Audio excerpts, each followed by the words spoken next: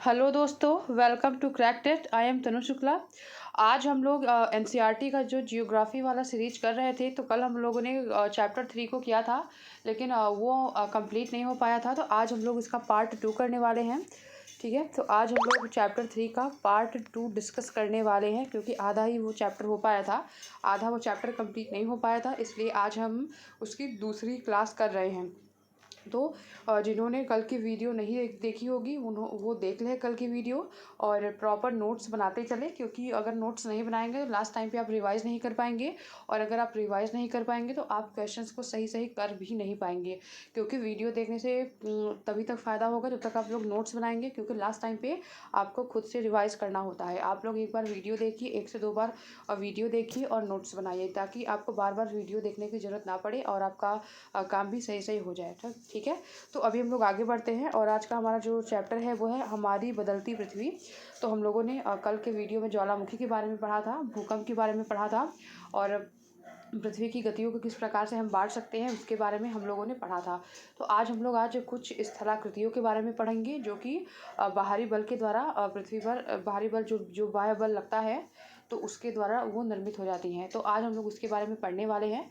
तो अभी हम लोग आगे बढ़ते हैं। आगे के सेशन को आप लोग पूरा कंप्लीट देखें, जो भी मतलब प्रिपेयर कर रहे हैं सीटेट के लिए, जो लोग सीटेट के लिए प्रिपेयर कर रहे हैं, या फिर यूपी टेट में भी अगर आप प्रीवियस ईयर का क्वेश्चन पेपर मैं कल सॉल्व करवाने वाली हूँ, जो कि 2020 का सोशल साइंस वाला पोर्शन मैं कल सॉल्व करवाने वाली हूँ। आप लोगों को पता चलेगा कि कितने ज़्यादा क्वेश्चन आपको यहीं से देखने को मिल जाते हैं। आपको ऐसी बात नहीं है कि यूपी टेट में सिर्फ इतना ही पढ़ना होता है। यूपी टेट में आपको बहुत थोड़ा ब्रॉड एरिया में पढ़ना होता है, लेकिन हाँ, यहाँ पे अगर आपकी फाउंडेशन बन चुकी है तो आपको वहाँ भी ये हेल्प करेगा। और उसके अलावा एमपी टेट के ईवीएस वाले पोर्शन में ये आपको थोड़ी बहुत हेल्प कर सकता है, और उसके अलावा सुपर टेट में जो जीएस का पोर्शन आएगा वहाँ पर ये आपको हेल्प करेगा। ठीक है, और कोई भी अगर आप इस एग्ज़ाम दे रहे हो जहाँ पर भी सोशल साइंस को सिलेबस में रखा गया है, तो एटलीस्ट आपको 8th तक की एनसीईआरटी तो वो डिमांड में रहता ही है, और उसके अलावा अगर आप ज़्यादा पढ़ सकते हैं तो आप पढ़िए, लेकिन एटलीस्ट 8th तक की सारी किताबों को अगर आप टीचिंग का कोई भी एग्ज़ाम दे रहे हैं तो आप उसके लिए कंप्लीट करिए। ठीक है, तो अभी हम लोग आगे बढ़ते हैं और अपने आगे के सेशन की तरफ चलते हैं। तो अभी हम अपने आगे वाले सेशन को देखते हैं, और आज ये पार्ट 2 है, जैसा कि मैंने आप लोग को पहले भी बता दिया है। कल के वीडियो में हम लोगों ने आधी पार्ट को डिस्कस किया था। वीडियो बहुत लंबी बन रही थी, इसलिए मैंने सोचा कि हम इसे 2 पार्ट में कर लेंगे। ठीक है, तो आप लोग प्लीज़ नोट्स बनाइए, क्योंकि मैं ये स्लाइड के थ्रू नहीं पढ़ा रही हूँ। मैं आपको पीडीएफ जो एनसीईआरटी का ओरिजिनल पीडीएफ है उसके थ्रू मैं आप लोगों को पढ़ा रही हूँ।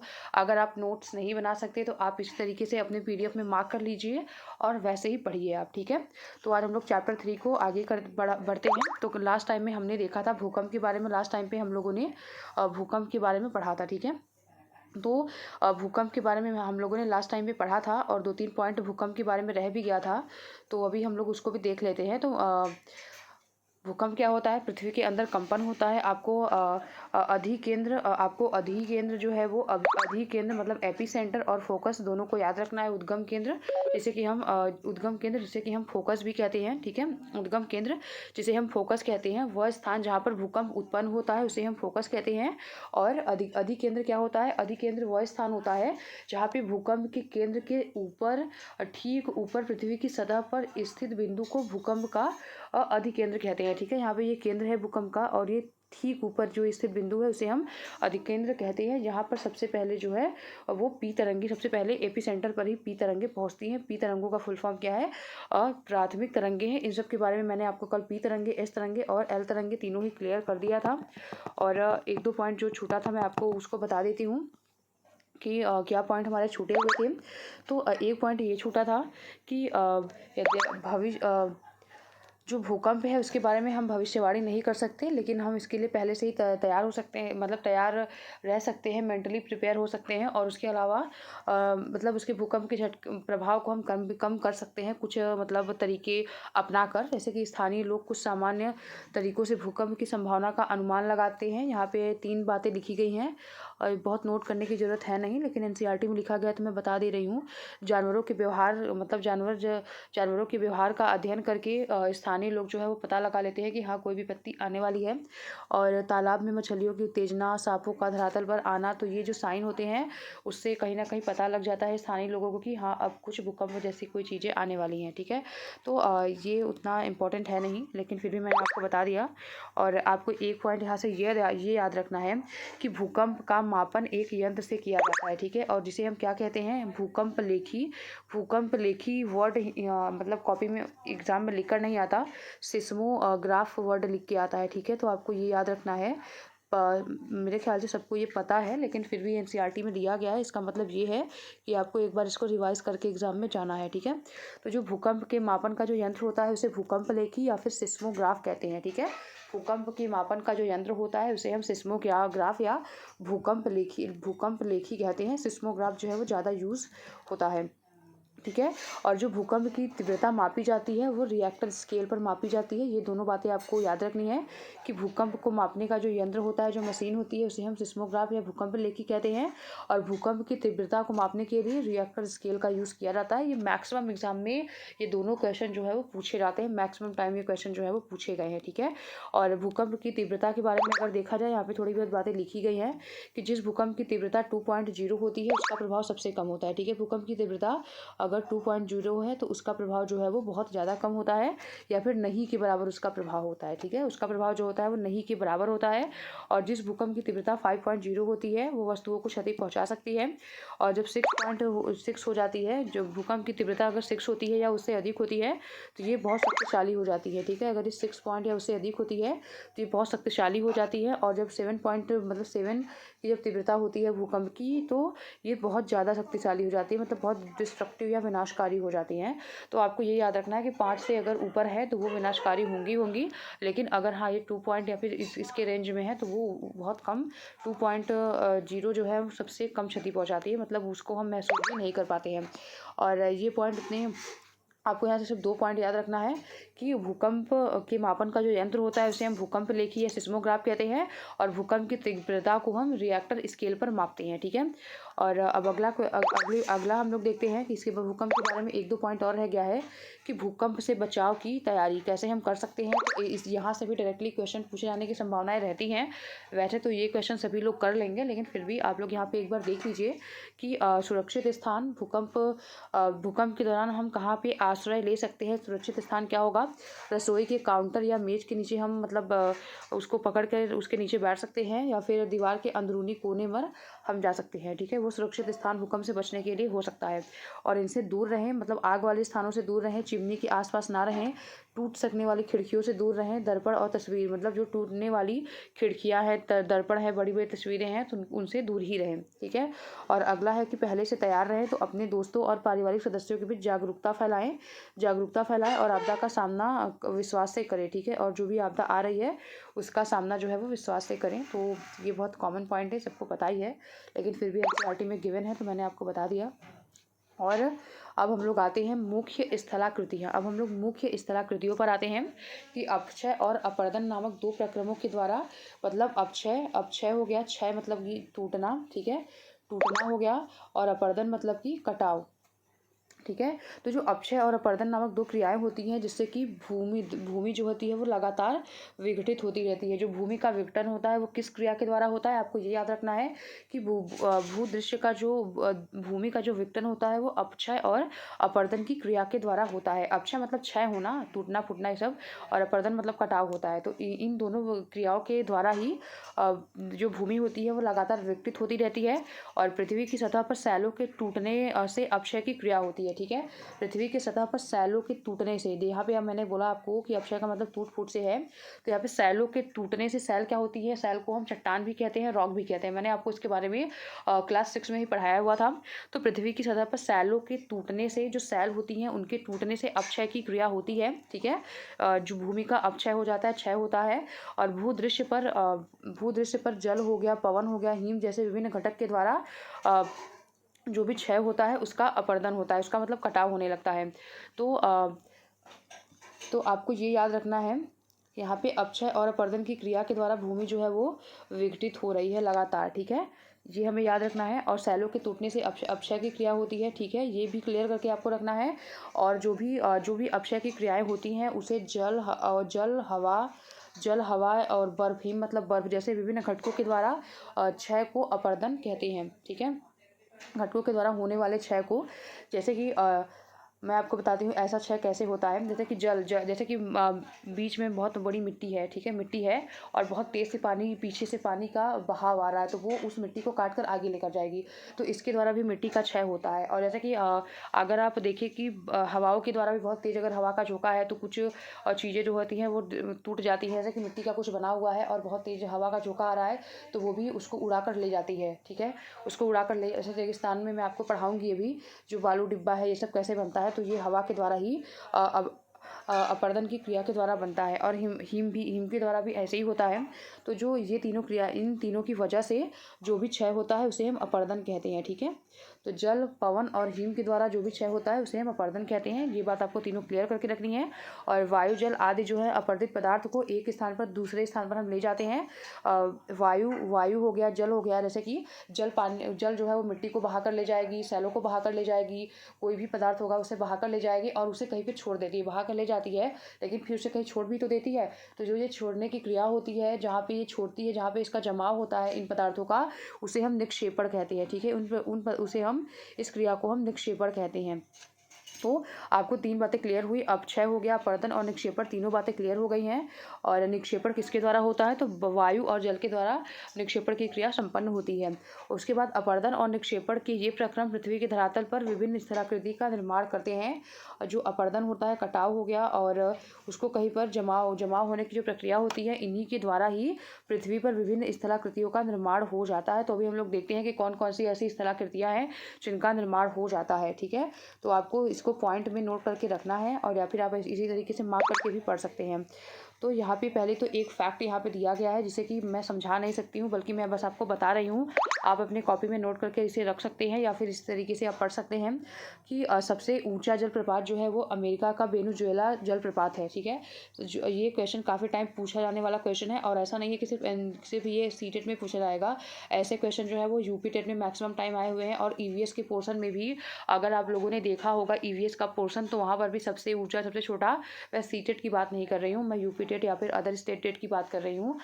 एनसीईआरटी का तो एक गिवन सिलेबस है, उसी के अकॉर्डिंग आता है, लेकिन यूपी टेट वगैरह में कुछ जनरल नॉलेज की चीज़ें भी वहाँ पे शामिल हो जाती हैं। तो जो सबसे ऊंचा जलप्रपात है वो कौन सा है, सबसे ऊंचा जलप्रपात जो है वो कौन सा है, तो वो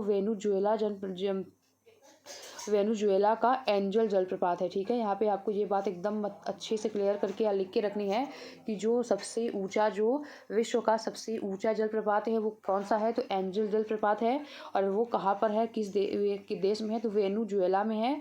और वेनेजुएला कहाँ पर है, दक्षिण अमेरिका में है, ठीक है। दक्षिण अमेरिका जो महाद्वीप है वहाँ पर है ये, ठीक है। तो एक बार मैं फिर से बताती हूँ कि सबसे ऊंचा जलप्रपात जो है वो कौन सा है, वो एंजल जलप्रपात है जो कि दक्षिण अमेरिका में स्थित है। और दक्षिण अमेरिका के वेनेजुएला में एंजल जलप्रपात है जो कि विश्व का सबसे ऊंचा जलप्रपात है। ये पॉइंट बहुत ज़्यादा इंपॉर्टेंट है, आप इसे स्टार मार्क करके रख सकते हैं। और उसके अलावा अगला पॉइंट देखते हैं। अगला पॉइंट है कि अन्य जलप्रपात उत्तरी अमेरिका में कनाडा तथा संयुक्त राज्य अमेरिका की सीमा पर स्थित नियाग्रा जलप्रपात है, ठीक है। और उत्तरी अमेरिका में ठीक है, कनाडा और संयुक्त राज्य अमेरिका मतलब यूएसए की सीमा पर स्थित है, जिसे कि हम नियाग्रा जलप्रपात कहते हैं। तो पहली बात तो क्वेश्चन आपसे एक ये पूछेगा कि उत्तरी अमेरिका में चारों में से निम्नलिखित में से कौन सा जलप्रपात स्थित है, तो उत्तरी अमेरिका में नियाग्रा जलप्रपात स्थित है, ठीक है। सीटेट के लिए मैं बता रही हूँ कि यहाँ पे आपको उत्तरी अमेरिका में ऐसा नहीं है कि सिर्फ यही एक जलप्रपात है, बहुत सारे जलप्रपात वहाँ पे हैं, लेकिन एनसीईआरटी में आपको नियाग्रा जलप्रपात के बारे में आपसे बात की गई है। तो क्वेश्चन में भी वो मतलब क्वेश्चन में भी वो नियाग्रा जलप्रपात के बारे में ही पूछेंगे, ठीक है। तो नियाग्रा पहले पूछा जा सकता है ये क्वेश्चन कि उत्तरी अमेरिका में कौन सा जलप्रपात है, तो नियाग्रा जलप्रपात है। या फिर नियाग्रा जलप्रपात जो है वो किस महाद्वीप में है, तो वो उत्तरी अमेरिका में है, ठीक है। और या फिर ये किस देश की सीमा पर पड़ता है, तो ये भी पूछा जा सकता है, ठीक है। यहाँ से 3 क्वेश्चन, तीनों तरीके से क्वेश्चन बन सकते हैं कि ये उत्तरी अमेरिका में है और ये इसका नाम नियाग्रा जलप्रपात है और ये कनाडा और यूएसए की सीमा पर स्थित है। कनाडा कनाडा और यूएसए की सीमा पर नियाग्रा जलप्रपात स्थित है, जो कि उत्तरी अमेरिका में पड़ता है। तो ये दो पॉइंट आप लिख के रखेंगे इसे। और अगर हम अगला देखें कि अफ्रीका में जाम्बिया, ठीक है, अफ्रीका में जाम्बिया और जिम्बाब्वे की सीमा पर स्थित है विक्टोरिया जलप्रपात, ठीक है। तो विक्टोरिया जलप्रपात है वो कहाँ पर है, वो अफ्रीका कॉन्टिनेंट में है और जाम्बिया और जिम्बाब्वे की सीमा पर है। ये तीनों पॉइंट आपको एकदम क्लियर करके रखने हैं। एक बार मैं फिर से आपको रिवाइज करा देती हूँ, ताकि आपका क्लियर रहे कि विश्व का जो सबसे ऊंचा जलप्रपात है वो दक्षिण अमेरिका में स्थित है, जो कि दक्षिण अमेरिका के वेनेजुएला में स्थित है, जिसका नाम है एंजल जलप्रपात। और अगर हम उत्तरी अमेरिका के जलप्रपात की बात करें तो उत्तरी अमेरिका में नियाग्रा जलप्रपात है, जो कि कनाडा और संयुक्त राज्य की सीमा पर स्थित है। और उसके बाद हम अगली बात करें अगर, तो अफ्रीका में विक्टोरिया जलप्रपात है, जो कि जाम्बिया और जिम्बाब्वे की सीमा पर है। अगर आप इसे पढ़ के नहीं जाएंगे और एग्जाम में आपके लिए ये क्वेश्चन आ जाएगा, तो आपके लिए एक हार्ड क्वेश्चन में से एक होगा कि बहुत फैक्चुअल क्वेश्चन है, मुझे पता नहीं था, लेकिन यहाँ पे 3 ही पॉइंट यहाँ पे लिखे गए हैं। आप अगर इसे कर लेंगे तो आपका काम यहाँ से काफ़ी आसान हो जाएगा, ठीक है। तो यहाँ पे अगर हम देखते हैं नदियों का कार्य, ठीक है, नदियों का कार्य एक मोटे तरीके से देखते हैं, क्योंकि इससे क्वेश्चन बनने नहीं वाले हैं, फिर भी मैं आपको बता दे रही हूँ कि नदी के जल से भूमि का अपर्दन होता है, ठीक है। नदियाँ जब बहती हैं तो उससे जल का अपर्दन होता है, ठीक है। और आप समझ सकते हैं कि यहाँ से कटाव होता है, पानी नीचे, मतलब अपर्दन का मतलब क्या होता है, अपर्दन का मतलब ये होता है कि जो भी कटाव हो रहा है, कटाव की प्रक्रिया धीरे धीरे ऐसे करते, जैसे कि यहाँ से पानी बह रहा है, आप देख रहे हैं, तो जहाँ से ये बह रहा है थोड़ा इसका कटाव होता रहता है और यहाँ से निकलता रहता है बह के। तो नदी के जल से भूमि का अपर्दन होता है, ठीक है, भूमि का अपर्दन होता है। और ये बात हमें क्लियर रखना है कि एक बार क्वेश्चन में पूछ सकते हैं कि नदी के जल से भूमि का अपर्दन होती है, मतलब इसके बारे में स्टेटमेंट बना के क्वेश्चन जो है वो पूछा जा सकता है। और जब नदी किसी खड़े ढाल वाले स्थान से अत्यधिक कठोर सैल या खड़े ढाल वाली घाटी में गिरती है तो इसे हम जलप्रपात बनती है, ठीक है। जलप्रपात कैसे बनती है, वाटरफॉल, जलप्रपात का मतलब वाटरफॉल। तो वाटरफॉल के बारे में मैंने आपको 3 क्वेश्चन बताए हैं, वहीं से आएगा, ठीक है। और नदी जब किसी खड़े ढाल वाले स्थान से अत्यधिक कठोर सैल या फिर खड़े ढाल वाली घाटी से गिरती है, यहाँ पे अत्यधिक कठोर सैल से गिरती है अगर, तो यही जलप्रपात होता है और इसी को लोग देखने के लिए जाते भी हैं। तो इसके परिभाषा ऐसे क्वेश्चन अभी तक नहीं बना है, लेकिन हाँ, जो मैंने तीनों पॉइंट आपको बताए हैं नियाग्रा जलप्रपात वगैरह के बारे में, यहाँ पे आप नियाग्रा जलप्रपात की पिक्चर भी यहाँ पे आप देख सकते हैं, ठीक है। और नियाग्रा जलप्रपात कहाँ पर है, तो ये उत्तरी अमेरिका में है। और अगला है आगे हम देखते हैं कि जब नदी मैदान में प्रवेश करती है तो वह मोरदार मार्ग से बहती है। यहाँ पे आप देख सकते हैं कि ये बाढ़ का मैदान है, मतलब नदी जो है वो मैदान में प्रवेश करती है, तो ये इस तरीके से मोरदार आप देख सकते हैं, ये जो आकृति है वो मोरदार है, आप देख सकते हैं कि ये जो आकृति है वो मोरदार है, ठीक है। जब नदी मैदान में प्रवेश करती है तो मोरदार आकृति में बहने लगती है, ठीक है, मोरदार मार्ग पर ये बहती है। और नदी के इन लंबे मोड़ों को हम विसर्प कहते हैं, ठीक है। क्वेश्चन में काफ़ी टाइम पूछा जाता है कि विसर्प किसे कहते हैं, ठीक है, विसर्प हम किसे कहते हैं, तो विसर्प हम किसे कहते हैं पिक्चर में यहाँ पे देखिए एक बार कि इसीलिए मैंने एनसीईआरटी के बुक को ही डायरेक्टली यहाँ पे लिया है। ये है विसर्प, ये जो मोड़े होते हैं, जो लंबे लंबे मोड़ होते हैं, उसे विसर्प की संज्ञा इसे दी जाती है, ठीक है। तो विसर्प की संज्ञा इसे दिया जाता है। तो विसर्प हम किसे कहते हैं, और जो नदी जो है वो जब मैदानी भागों में प्रवेश करती है तो वो मोरदार मार्ग से होकर जाती है, मोरदार मार्ग पर बहने लगती है, और नदी के इन्हीं बड़े मोड़ों को हम विसर्प कहते हैं, ठीक है। नदी के जो बड़े बड़े ये मोड़ होते हैं उन्हें हम विसर्प कहते हैं। ये बात हमारी क्लियर हो गई। अब दूसरा पॉइंट ये देखते हैं, आप इसे लिख कर रख लेंगे विसर्प क्या होता है, नहीं तो आप भूल जाएंगे एग्जाम में, ठीक है। और इसके बाद होता है कि इसके बाद विसर्पों के किनारों पर लगातार अपर्दन और निक्षेपण होता रहता है। यहाँ पे किनारों पर लगातार अपर्दन और निक्षेपण की जो क्रिया होती है यहाँ पे होती रहती है। निक्षेपण मतलब जमाव और अपर्दन मतलब कहीं से बहकर और कहीं जम जाता है। तो अपर्दन और निक्षेपण की जो प्रक्रिया होती है वो विसर्प के किनारे वाले भाग पर हमेशा होती रहती है। यहाँ पे आप देख सकते हैं ये वाले पार्ट में। और विसर्प के लूप सिरे के निकट आते हैं। समय के साथ विसर्प लूप नदी से कट जाते हैं, ठीक है। समय के साथ जो विसर्प के लूप हैं वो नदी से कट जाते हैं। विसर्प के लूप नदी से कट जाते हैं मतलब ये जो इतना पार्ट है वो कट के ऐसे अलग बन जाता है, ठीक है, ऐसे अलग बन जाता है। और जो ये अलग से बन जाते हैं जिन्हें कि हम चाप झील के नाम से जानते हैं, जानते हैं, ठीक है। इन्हें हम चाप झील के नाम से जानते हैं। इसे आपको एकदम क्लियर करके रखना है कि चाप झील हम किसे कहते हैं। तो जब विसर्प जो है वो नदियों से कट के अलग हो जाते हैं तो उसे हम चाप झील के नाम से जानते हैं, ठीक है। तो आपको चाप झील और विसर्प 2 बातें यहाँ से क्लियर हो गई। यहीं से क्वेश्चन जो है वो पूछे जाते हैं।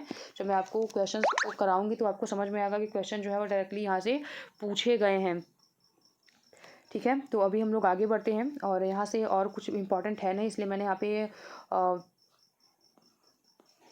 मार्क किया नहीं हुआ है, ठीक है। और अगला देखते हैं अब हम, और अगला हम देखते हैं अगला पॉइंट कि यहाँ पे हम देख सकते हैं कि वितरिका क्या होती है, ठीक है। वितरिका क्या होती है, मतलब यहाँ पे ये मुख्य नदी है और इस नदी की कई शाखाएं निकलती हैं। इन कई शाखाओं का निर्माण हो जाता है, उसी को वितरिका कहा जाता है। एक बार मैं एक स्टेटमेंट की फॉर्म में भी पढ़ सकती हूँ इसे।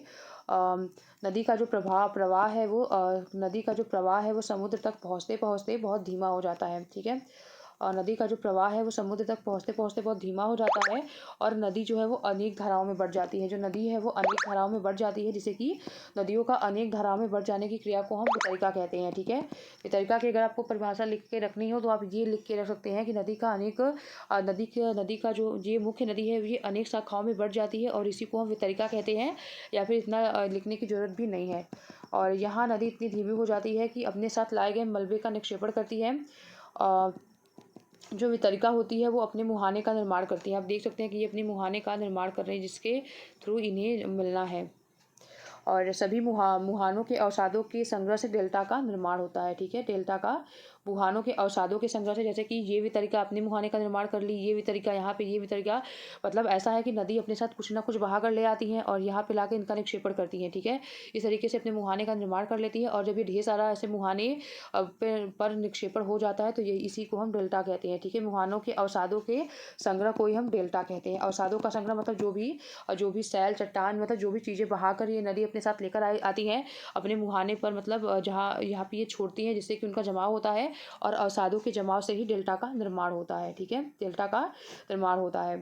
तो अभी हम लोग आगे बढ़ते हैं और यहाँ पे बहुत ज़्यादा लिखने वाली चीज़ है नहीं। मैं आपको जहाँ पे लिखने वाली चीज़ें होंगी मैं वहाँ आपको बता भी दे रही हूँ। समुद्री तरंगों के, अब हम लोग कार्यों को अगर देखें, समुद्री तरंग के कार्य, तो हम पहली बात तो 3 चीज़ों के बारे में हमें यहाँ पढ़ना है। एक तो हमें पढ़ना है समुद्री गुफा के बारे में और तटीय मेहराब के बारे में और स्टैक। 3 चीज़ों को हमें क्लियर करना है कि तीनों है क्या, ठीक है। तो हमें पता है कि यहाँ पे समुद्री तरंग के कार्य के बारे में हमें पढ़ना है, ठीक है। समुद्री तरंगों के कार्य, क्योंकि इनका निर्माण जो है वो समुद्र में होता है, ठीक है। समुद्र तरंगों द्वारा निर्मित स्थलाकृतियाँ। तो पहली बात तो आपको यही क्लियर करके रखना है कि समुद्री तरंगों के द्वारा कौन कौन से स्थलाकृति का निर्माण होता है। तो समुद्री गुफा का निर्माण होता है, तटीय मेहराब का निर्माण होता है और स्टैक का निर्माण होता है। ये तीनों आपको एकदम अच्छे से क्लियर होनी चाहिए, क्योंकि इससे डायरेक्टली क्वेश्चन पूछेंगे कि समुद्री तरंगों के द्वारा इनमें से कौन सा स्थलाकृति निर्मित होता है या फिर कौन सा स्थलाकृति निर्मित नहीं होता है। तो आपको अगर नाम पता होगा तो आप क्लियर कर लेंगे। बहुत सारी स्थलाकृति हो सकती हैं, लेकिन एनसीईआरटी में 3 ही गिवन है, तो आपको 3 ही याद रखना है कि समुद्री तरंगों के द्वारा जो निर्मित स्थलाकृतियाँ होती हैं वो समुद्री गुफा हो गई, तटीय मेहराब हो गया और स्टैक हो गया, ठीक है। तो ये 3 हैं। और समुद्री तरंग के कार्य कौन कौन से हैं अगर हम देखें यहाँ पे, तो समुद्री तरंग के कार्य कौन कौन से हैं। तो समुद्री तरंग के अपरदन और निक्षेपण के द्वारा तटीय स्थलाकृतियाँ बनती हैं, ठीक है। समुद्री तरंग के अपरदन और निक्षेपण से तटीय स्थलाकृतियाँ बनती हैं। अपरदन और निक्षेपण मैंने आपको बता दिया। और समुद्री तरंगें लगातार शैलों से टकराती रहती हैं, ठीक है। जो ये तरंगें होती हैं वो लगातार इनसे टकराती रहती है, शैल ही हैं, इनसे हमेशा टकराती रहती हैं, जिससे कि इनके अंदर दरार बन जाती है, जैसे कि यहाँ पे आप टकराते यहाँ पे दरार बन गया, ठीक है। तो दरार बन जाती है और जब जैसे जैसे ये समय बीतता जाता है ये दरारें जो होती हैं वो चौड़ी और बड़ी होती जाती हैं और इन्हीं को हम समुद्री गुफा के नाम से जानते हैं, ठीक है। तो समुद्र में जो सैलें होती हैं उनसे लहरें जो हैं वो हमेशा टकराती रहती हैं और टकराते टकराते एक समय पर यहाँ पे मतलब दरारें पड़ जाती हैं और इन दरारों को ही समुद्री गुफा के नाम से जाना जाता है। और जब ये गुफा बड़े हो जाते हैं तो इनमें केवल एक ही छत बचती है, ठीक है। जब ये गुफा बड़े हो जाते हैं तो इनमें केवल एक ही छत बचती है, जिन्हें कि हम तटीय मेहराब के नाम से हम इसे जानते हैं, ठीक है, तटीय मेहराब के नाम से हम इसे जानते हैं। और उसके अलावा लगातार अपरदन जो है वो छत को भी तोड़ देती है, हमेशा मतलब लहरें जो है वो टकराती रहती हैं और लगातार अपरदन होता रहता है, ठीक है। तो जिससे कि अपरदन जो होती है वो छत को इनके तोड़ देती है, ठीक है, और केवल दीवारें ही बचती हैं, और जो दीवारें बचती हैं उन्हें स्टैक के नाम से जाना जाता है, ठीक है। जो दीवारें बचती हैं उन्हें स्टैक के नाम से जाना जाता है। तो आपको तीनों बातें क्लियर हो गई कि जो समुद्र की जो लहरें होती हैं उनसे लगातार टकराते टकराते जो सैल से हमेशा टकराती रहती हैं, जिससे कि उसमें दरार का निर्माण होता है। और जब दरार जो है वो समय के साथ बढ़ जाती हैं और जिससे कि हम तटीय मेहराब करते हैं, और तटीय मेहराब से भी मतलब सैल हमेशा, इनसे भी हमेशा लहरें टकराती रहती हैं, जिससे कि इनके ऊपर का जो छत है वो टूट जाता है और सिर्फ एक दीवार ही शेष बचती है, जिसे कि हम स्टैक कहते हैं, ठीक है। ये तीनों बातें आपको क्लियर करके रखनी है। और अगला पॉइंट है, अगला पॉइंट अगर हम देखें तो क्या है कि समुद्री जल। अब हम लोग हिमनद के बारे में पढ़ लेते हैं कि हिमनद के क्या क्या कार्य हैं। हिमनद अथवा हिमानी बर्फ की नदियाँ होती हैं। डायरेक्टली इस बार 2019 में जो दिसंबर का पेपर हुआ था सीटेट का, अगर आप उठाकर देखेंगे तो आपको डायरेक्टली दिखेगा कि यहाँ से एक क्वेश्चन पूछा गया है कि जो हिमनद होते हैं, हिमनद का क्या अर्थ होता है। तो हिमनद जो होता है वो हिमानी हिमनद अथवा जो हिमानी होती है, यहाँ पे पूछा गया था हिमानी, हिमनद नहीं पूछ के हिमानी पूछा गया था। तो हिमनद या हिमानी एक ही होता है। तो हिमानी का क्या अर्थ होता है, तो हिमानी का जो अर्थ होता है वो बर्फ़ की नदियाँ होती हैं, ठीक है। हिमानी या हिमनद, हिमनद तो आप समझ ही रहे हैं, हिम मतलब बर्फ़ और नद मतलब नदी, लेकिन हिमानी और हिमनद का मतलब एक ही होता है, बर्फ़ की नदियाँ। तो ये क्वेश्चन जो है वो डायरेक्टली सीटेट 2019 में आया हुआ है। तो आप समझ सकते हैं कि कितने छोटे छोटे पॉइंट हैं लेकिन क्वेश्चन में पूछे जाते हैं। तो हिमनद या हिमानी का मतलब होता है बर्फ़ की नदियाँ होती हैं, ठीक है। और हिमनद के कार्यों को हमें पढ़ना है। हिमनद जो होते हैं गहरे गहरे गर्तों का निर्माण करते हैं। हिमनद जो होते हैं वो गहरे गर्तों का निर्माण करते हैं और पर्वतीय क्षेत्र में बर्फ पिघलने से उन गर्तों में जल भर जाता है और वे सुंदर झील बन जाते हैं, ठीक है। पर्वतीय क्षेत्र में पर्वतीय क्षेत्र में बर्फ के पिघल जाने से जो भी गर्त होते हैं, जिससे मतलब गर्त का निर्माण हिमनद के द्वारा ही होता है, और जो भी गर्त मतलब गड्ढे टाइप से बन जाते हैं उनमें जल भर जाता है और उन्हीं को हम झील के नाम से जानते हैं। तो इतना ये इम्पोर्टेंट है नहीं, लेकिन फिर भी आप लोग एक बार देख लीजिए। और हिमनद के द्वारा लाए गए पदार्थ जो होते हैं वो छोटे बड़े शैल हो गए, और उसके बाद रेत हो गया, तलछट मिट्टी निक्षेपित होते हैं, और ये निक्षेप जो होते हैं हिमनद हिमोर का निर्माण करते हैं, ठीक है। तो हिमनद हिमोर का जो निर्माण करते हैं वो इन्हीं निक्षेपों से होता है। हिमनद का मतलब जो बर्फ़ की नदियाँ होती हैं वो अपने साथ छोटे बड़े सैल का मतलब चट्टान, छोटे बड़े चट्टानों को बहा कर ले आती हैं, रेत को और मिट्टी को बहा कर और एक जगह इसको डिपॉजिट कर देती हैं। डिपॉजिट करने का मतलब निक्षेपित कर देती हैं, मतलब कहीं पर छोड़ देती हैं और वहीं पे उनका जमाव हो जाता है।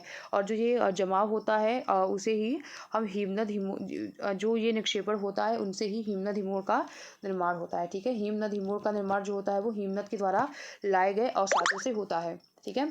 तो ये हमारे पॉइंट क्लियर हो गए हैं, और जहाँ पे मैं लिखने वाला पॉइंट है मैं आपको खुद ही बोल रही हूँ कि आप उसे लिख लीजिए। और उसके बाद ये पवन के कार्य, यहाँ से भी क्वेश्चन काफ़ी टाइम पूछे गए हैं, पिछले साल भी क्वेश्चन यहाँ से बने हुए हैं। यहाँ पे आप देख सकते हैं रेगिस्तान, ठीक है। तो रेगिस्तान में ही ज़्यादातर अगर हवाओं के कारण जो भी यहाँ पे आराम से मिट्टी का कटाव हो सकता है, जब हवा चलेगी तेज़ी से तो ये इनका कटाव हो सकता है आराम से। यहाँ पे देख सकते हैं, क्योंकि ये मतलब काफ़ी सूखे हुए फॉर्म में रहते हैं। तो यहाँ पे रेगिस्तान में जो पवन है वो अपरदन और निक्षेपण का मुख्य कारण है, ठीक है। जो पानी में जो समुद्र होता है वहाँ पे जल जो होता है वो अपरदन और निक्षेपण का मुख्य कारण होता है। लेकिन रेगिस्तान में तो हवाएं चलेंगी, पानी तो आएगा नहीं। तो रेगिस्तान में जो पवन हो गया वो अपरदन का, कटाव का और निक्षेपण का, उसे कहीं जमाने का मुख्य कारण है। मतलब हवा बहुत तेजी से चली और इस रेत को उड़ाकर कहीं और ले जाके गिरा दी। तो मतलब अपरदन और निक्षेपण का हवा जो है वो पवन में मुख्य कारण होता है। पवन जो है वो अपरदन और निक्षेपण का मुख्य कारक होता है रेगिस्तान में। और रेगिस्तान में आप छत्रक शैल के आकार के बारे में देख सकते हैं। छत्रक शैल से क्वेश्चन जो है वो पिछली बार बना हुआ है, ठीक है। ये जो छत्रक शैल है वो उसका निर्माण कहाँ पर होता है छत्रक शैल का? तो जो छत्रक शैल है उसका निर्माण रेगिस्तान में होता है। आपको एकदम अच्छे से क्लियर करके रखना है कि छत्रक शैलों का निर्माण जो है वो रेगिस्तान में होता है। और किसके द्वारा होता है? तो हवाओं के द्वारा होता है। और उसके बाद पवन शैल के ऊपरी भाग की अपेक्षा निचले भाग को आसानी से काट लेती है। जो पवन है वो शैल के ऊपरी भाग की अपेक्षा मतलब जो हमारी जो चट्टानें हैं उसके ऊपरी भाग की अपेक्षा निचली भागों को वो आसानी से काट लेती है, और इसलिए ऐसे सेल के आधार जो है वो संकीर्ण और शीर्ष विस्तृत होते हैं। मतलब इनके कहने का मतलब इस तरीके से कुछ बन जाता है छत्रक सेल। यहाँ पे पिक्चर मतलब दिया नहीं गया है, इस तरीके से कुछ छत्रक सेल बन जाता है कि इसका कटाव जो है वो आसानी से होता रहता है। ठीक है, ऊपरी भाग की अपेक्षा निचले भाग का कटाव आसानी से होता रहता है, और इसीलिए आधार जो है, इनका जो आधार है वो संकीर्ण हो जाता है, और जो शीर्ष होते हैं वो विस्तृत हो जाते हैं, और इन्हीं को छत्रक सेल मतलब छत्रक सेल इन्हें कहा जाता है क्योंकि इनकी छाते जैसी संरचना हो जाती है। ठीक है, और पवन चलने पर यह अपने साथ रेत को एक स्थान से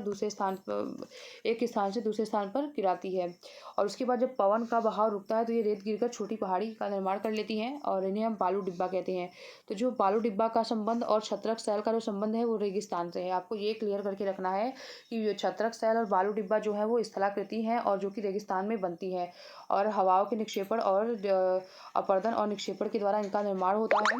और उसके बाद जब बालू कण महीन और हल्के होते हैं, जब बालू के कण महीन और हल्के होते हैं तो वायु जो है उठाकर दूर लेकर जाती है।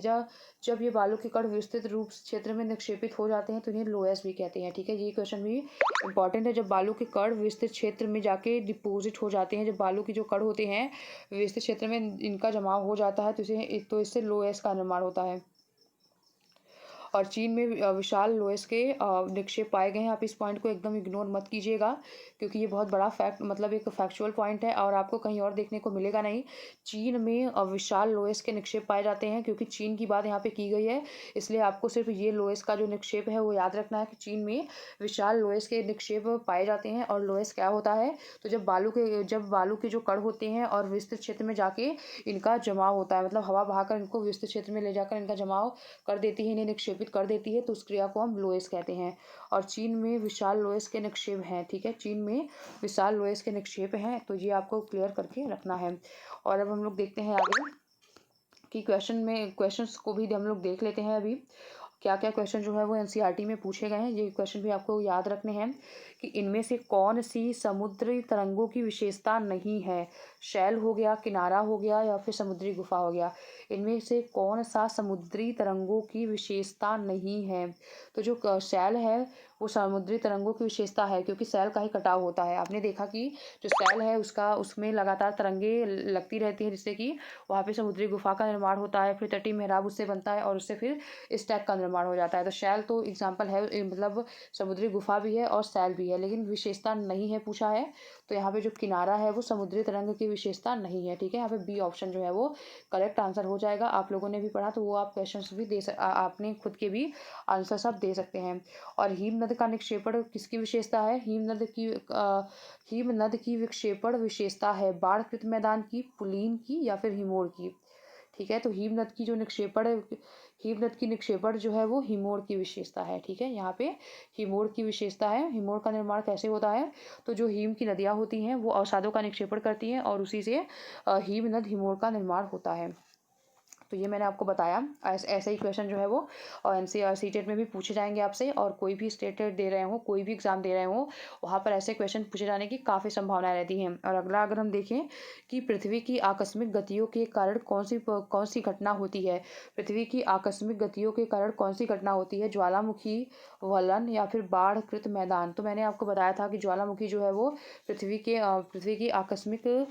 पर आकस्मिक बल लगाती है, और एक आंतरिक बल भी ये है। ठीक है, पृथ्वी पर आंतरिक रूप से आकस्मिक बल जो है वो ज्वालामुखी के द्वारा लगाई जाती है। तो यहाँ पे हमारा ए ऑप्शन जो है वो बिल्कुल करेक्ट है। और छत्रक शैलें पाई जाती हैं, हूबहू क्वेश्चन जो है वो सीटेट में भी पूछा गया है कि जो छत्रक शैलें हैं वो कहाँ पे पाई जाती हैं, रेगिस्तान में, नदी घाटी में, या हिमनद में। तो आपने देखा कि जो छत्रक शैलें हैं वो रेगिस्तान में पाई जाती हैं, रेगिस्तान में ये पाई जाती हैं। और चाप झील जो है वो कहाँ पे पाई जाती है, हिमनद में पाई जाती है, नदी घाटी में पाई जाती है, या फिर रेगिस्तान में पाई जाती है। तो हम लोगों ने देखा कि जो चाप झील होती है ना ही हिमनद में होती है और ना ही रेगिस्तान में होती है, बल्कि नदी घाटी में चाप झील का निर्माण होता है। तो जो समुद्री तरंग की विशेषता कौन सी नहीं है, किनारा इसकी विशेषता नहीं है। हिमनद की जो निक्षेपण की जो विशेषता है वो क्या है, वो हिमोड़ है। हिमनद की जो विक्षेपण की विशेषता है वो हिमोड़ है, और पृथ्वी की आकस्मिक गतियों के कारण ज्वालामुखी की घटना घटती है। और शतरक की जो शैली होती है वो रेगिस्तान में पाई जाती हैं, और चाप झील जो है वो नदी घाटी में पाई जाती है। तो हमारा ये 5 क्वेश्चन जो है वो क्लियर हो गया। और अब हम लोग आगे बढ़ते हैं और अगला क्वेश्चन देखते हैं। एक क्वेश्चन यहाँ पे और दिया गया है। ऐसे क्वेश्चंस भी कई बार सीटेट में पूछे गए हैं, इसलिए मैं इसको आपको करा देती हूँ। ये क्वेश्चन भी मैं आपको करा देती हूँ, और अब फिर ये हमारा सेशन जो है वो थर्ड नंबर हमारा आ गया। तो क्वेश्चन, जो हिमनद है वो बर्फ की नदियाँ होती हैं। ये क्वेश्चन इसी बार हूबहू पूछा गया। और विसर्प, विसर्प का क्या मतलब होता है?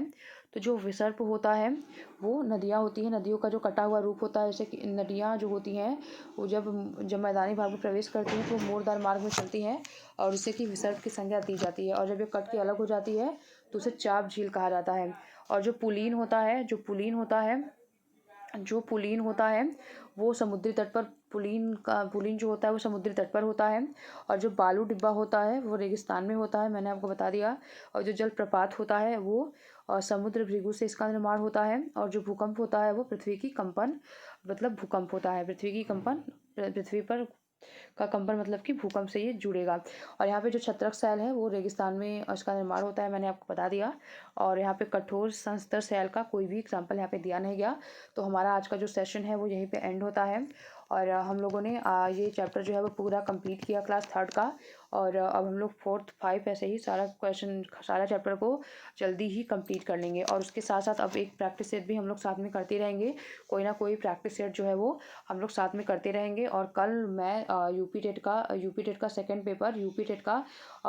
पेपर जो कि 2020 में आया हुआ है, मैं वो डिस्कस करने वाली हूँ। कल यूपी टेट का सेकंड पेपर जो कि 2020 में आया हुआ है, सोशल साइंस का पोर्शन कल मैं डिस्कस करने वाली हूँ, ठीक है। और आज के लिए हम लोग इतना ही करते हैं। और अगर आप लोगों को चैनल के कंटेंट पसंद आ रहे हों तो आप हमारे वीडियोस को लाइक करें, हमारे चैनल क्रैक टेक को सब्सक्राइब करें और बेल आइकन को प्रेस करें, और ज़्यादा से ज़्यादा लोगों को जोड़ें ताकि लोग हमसे जुड़ सकें और इन फ्री क्लासेस का लाभ ले सकें। Thank you so much.